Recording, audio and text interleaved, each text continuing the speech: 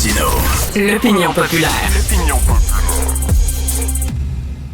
Alors, l'école secondaire Cardinal Roy, l'automne prochain, veut offrir un programme jeux vidéo études. En fait, c'est sport-études. Et là, comme sport, ils ont choisi les jeux vidéo. Et là, la ministre Isabelle Charest, ministre des Loisirs et du Sport, elle dit « Non, c'est du sport pendant tout, ça. Non, depuis quand un jeu vidéo, c'est du sport? » Et là, le président de la Fédération québécoise des sports électroniques dit « Non, c'est vraiment un sport et c'est correct que ça rentre dans un programme sport-études. » On va en parler avec Louis-David L. Renaud, président de la Fédération québécoise des sports électroniques. Bonjour, M. Renaud. Bonjour. Alors, j'ai appris... Très bien, mais j'ai appris ce matin que mon fils est un athlète de haut niveau, finalement. Alors, il passe son temps à jouer aux jeux vidéo. Quelle est la différence, justement, entre un enfant ado qui passe son temps à jouer aux jeux vidéo et un athlète ou un sportif, M. Renaud?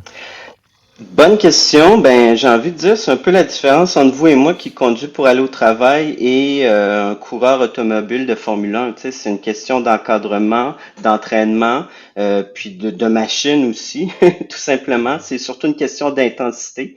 Tu sais, les gens qui font du sport électronique sont souvent encadrés, ont des formations pour tout simplement comment bien manger, préparation mentale, comment c'est important d'avoir une bonne nuit de sommeil, comment s'entraîner physiquement. Donc, il y a tout ça qui vient avec parce que pour bien performer dans le sport électronique à haut niveau, ben il faut être en forme. Parce que le sport électronique, c'est des gens qui font 200 à 300 actions minutes pendant une demi-heure. Donc, ça prend quand même de l'énergie. Donc, c'est des gens qui ont besoin d'être à leur pleine performance physique. Puis pour ça, ben il n'y a pas tant de secret. C'est de bien manger, bien dormir, puis avoir, oui, une forme physique. On parlait de ça tantôt avant l'émission, les membres de l'équipe, puis on s'obstinait, c'est-tu vraiment un sport ou pas un sport? Et moi, je me disais, en même temps, un coureur automobile, qu'est-ce qu'il fait? Il est assis. Puis un volant dans les mains. Quelqu'un qui joue à des jeux vidéo, il est assis, puis un volant dans les mains aussi. Sauf que le pilote automobile, il y a quand même, je sais pas, une pression sur lui. Là. Il y a quelque chose de physique qui se passe. Là. C'est pas comme assis devant un écran et avec un faux volant dans les mains. Est-ce qu'on peut vraiment faire un parallèle entre les deux, là? C'est une bonne question. Je pense qu'on a beaucoup le lien entre sport et activité physique, mais pourtant, tu sais, de prime abord, il faut rappeler que le CIO reconnaît les échecs comme un sport. Donc, déplacer un pion sur un jeu, c'est pas une grande dépense énergétique. À un moment donné, les pichenottes, ça va être un sport. Je sais qu'à un moment donné, ils ont même eu le bridge. Ils ont eu le bridge comme sport de démonstration aux Olympiques. Là, Christy, là, ça va être quoi, là, jouer au trou de cul? Ça va être un sport, hein, bientôt, quoi. Ben, tu sais, pour moi, pour qu'est-ce qu'il y a un sport, bonne question, tu sais, il y a toute la question de la performance puis de la nécessité de grandes, de haute performance, tout simplement, tu sais. Donc, j'ai envie de dire que oui, le sport électronique peut en être un.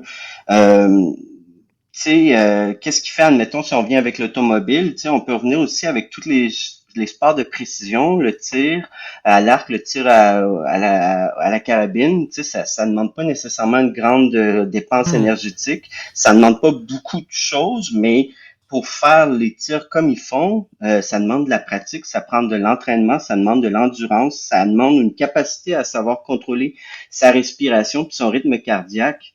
Donc, c'est pas parce qu'on le voit pas qu'il y a pas quelque chose qui se passe. Tu sais, on est souvent dans les sports traditionnels, le hockey, le basket, puis tu sais, des sports très télévisuels qui sont bien le fun à regarder, mais on oublie qu'il y a plein de sports où, dans le fond, c'est la performance qu'on voit demande énormément de pratique avant qu'elle soit performée. Tu sais, le plongeon, vous et moi, on saute d'une tour de 10 mètres. Ça se peut que la plus grande dépense énergétique qu'on ait, c'est d'avoir monté la tour de 10 mètres et non de sauter en bas. Mais par contre, pour être capable de sauter comme ils font, ces gens-là, c'est énormément d'entraînement, c'est énormément d'exercice, c'est être en forme. Donc, pour moi, faut mettre ça en perspective là-dessus.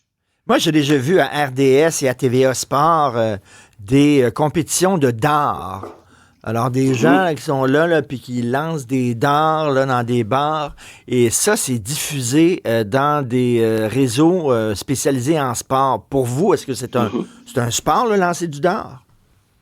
Ben, comment dire, si c'est reconnu puis tout ça, oui, c'est un sport, si c'est bien pratiqué, si ça demande une grande oui, mais tu sais, pour moi, c'est pas, comment dire, je me sens mal de de me Oui. positionner sur un autre sport, tu sais, comme ça, là, en toute franchise, tu sais, puis je vous dirais, tu sais, la sortie de la ministre, qu'est-ce qui m'a un peu agacé, parce qu'elle a raison, fondamentalement, on peut pas appeler ça du sport étude, parce que ça demande un encadrement, comme elle est bien expliqué en entrevue. Mais après, moi, ce qui me dérange, c'est d'avoir poussé de la main le sport électronique comme un sport en disant, moi, sous moi, il n'y aura jamais le sport électronique reconnu. Puis je trouve ça dommage parce que, tu sais, au Québec, on estime entre 400 000 et 800 000 personnes qui pratiquent ou qui s'intéressent au sport électronique. C'est environ 5 à 10 de la population. Nous, on travaille avec environ 1000 jeunes. Puis, tu sais, je vous cacherai pas, on n'a pas Moi, je suis bénévole. Ma gang, en majorité, est bénévole ou très peu payé. On manque d'argent, puis on aimerait mieux encadrer la pratique. Puis, dans le fond, ce qu'on entend par ça, c'est ben il n'y en aura pas d'argent, il n'y aura pas de possibilité pour vous de mieux encadrer ces jeunes-là. Parce que, tu sais, on entend parler des écrans dans la vie de nos jeunes, puis moi j'ai une fille, puis je le vois le danger des écrans. Je suis pas un Hum. fan des écrans, tout ça, mais à un moment donné, qu'est-ce qu'on fait avec ces écrans-là? Qu'est-ce qu'on a? On en est tous, on est en train de se parler à travers des écrans. Les écrans, ça en nos vies. Comment on fait, tu sais? Puis si on tasse ces jeunes-là, qui souvent, tu sais, si on leur regarde leur parcours, il y en a, soit dit en passant, qui sont dans nos ligues, qui sont des sportifs traditionnels, mais les jeunes qui sont peut-être moins été attirés par le sport traditionnel, qu'est-ce qu'on fait avec eux? Comment on les attire à se mettre en forme? Comment on les attire à rester à l'école? Comment on fait tout ça? Ben pour moi, ben c'est en allant les chercher où ils sont. Puis si c'est dans le sport électronique, certains du moins, puis c'est eux avec eux que je vais travailler, ben allons les chercher par ça. Tu sais, parce que je vous le dis, quand on est en Oui. équipe, quand ils jouent en équipe avec les mêmes jeunes, ils voient que oups, cette nuit, moi j'ai moins bien dormi, j'ai pas tant mangé, tout ça, ben je me fais Ben, avoir par mon reste de mon et équipe. M. Renault, ça leur apprend la discipline, l'effort aussi. Parce que je pense que les gens qui critiquent ça ne connaissent pas vraiment le phénomène. Et mon oncle Richard, Exact. ici, je critiquais ça, puis je riais de ça. À un moment donné, mon fils me montrait des compétitions internationales de e-sport dans des amphithéâtres contenant des Mhm, dizaines, sinon des centaines de milliers de personnes. C'est mhm. énorme. C'est un phénomène, là. C'est Lorsqu'on énorme. connaît pas ça, ça dépasse notre imagination. C'est une affaire énorme. Et ça prend Oui. effectivement des réflexes. Il faut que la personne voit du coin de l'œil ce qui se passe, savoir comment réagir, analyser la situation très rapidement. J'imagine qu'ils doivent suer. Ils doivent perdre du poids après un match. Oui, oui, oui. Oui, puis on sait, par exemple, juste avec la souris, là, certaines études montrent qu'environ en 1 heure, l'équivalent de 10 kilomètres parcourus avec le bras. Puis tu sais, c'est des mouvements secs et arrêtés, tu sais, donc c'est comme si on fait des petits sprints ici et là avec notre bras, puis qu'on réussit tout le temps à être précis. Ça demande beaucoup de choses, tu sais, puis je veux pas discréditer d'autres sports, mais on m'arrive souvent avec la question de la santé, tout ça. Le curling, j'aimerais ça voir c'est quoi. Ben, passer le balai, ce bout-là, oui, mais il y a plein de sports, tu sais, qui sont le golf, qui sont peut-être pas Oui, tant de le dépenses golf. énergétiques, qui Effectivement, le pourtant, golf, marcher d'un trou à l'autre, puis soigner la balle une fois de temps en temps, là, effectivement. Mais c'est surtout il y a des gens qui disent qu'est-ce que ça fait à l'école, le e-sport, comme on appelle les sports électroniques, c'est que, comme vous dites, c'est que ça apprend la discipline aux jeunes. Il faut qu'ils s'entraînent, il faut qu'ils mangent bien, il faut qu'ils dorment bien, et sinon, ils ne performeront pas.